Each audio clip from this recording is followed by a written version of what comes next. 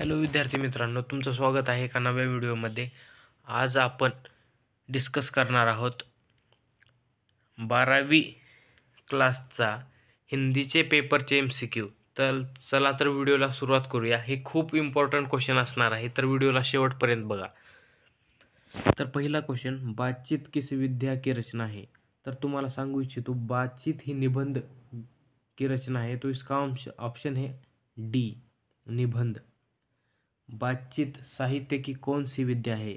तर मी तुम्हाला सांगू इच्छितो, बातचीत ही ललित निबंध आहेत, ह्याचा ऑप्शन आहे डी, ललित निबंध। तिसरा क्वेश्चन, बातचीत शीर्षक निबंध के निबंधकार कौन है? तर ह्याचे निबंधकार म्हणजे लेखक आहेत बाळकृष्ण भट, तर ह्याचा ऑप्शन आहे ऑप्शन डी। पुढचा क्वेश्चन, बालकृष्ण की रचना क्या है? तर त्यांनी कोणची रचना केलेली आहे? तर त्यांनी बातचीत ही रचना केलेली आहे।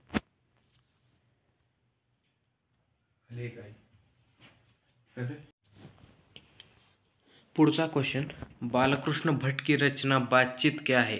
तर त्यांनी निबंध लिहिले होते, तर ह्याचा ऑप्शन आहे डी, ललित निबंध। पुढचा क्वेश्चन, बालकृष्ण भट का जन्मदिन कब हुआ था?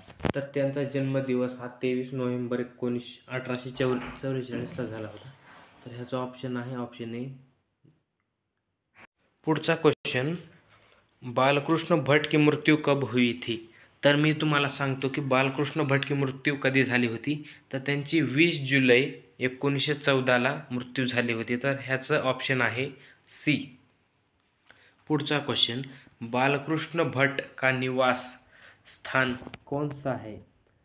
तर बालकृष्ण भट यांचा निवासस्थान हे उत्तर प्रदेशचे होते, त्यांचं निवासस्थान आहे अलाहाबाद, तर ह्याचा ऑप्शन आहे बी। पुढचा क्वेश्चन, बालकृष्ण भट के माता पिता का नाम क्या था? तर त्यांच्या आईवडिलांचं नाव पार्वती देवी आणि प्रसाद बेनी प्रसाद भट हे होतं, तर ह्याचा ऑप्शन आहे बी। पुढचा क्वेश्चन, बालकृष्ण भट के पिता का नाम क्या था? तर त्यांच्या वडिलांचं नाव होतं बेनी प्रसाद भट।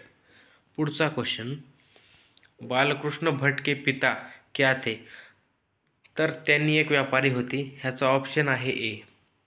पुढचा क्वेश्चन, बालकृष्ण भट के मन में अध्ययन की रुचि और लालसा किसने जगाई? तर त्यांच्या आईने ही लालसा जगावली होती, तर ह्याचा ऑप्शन आहे डी।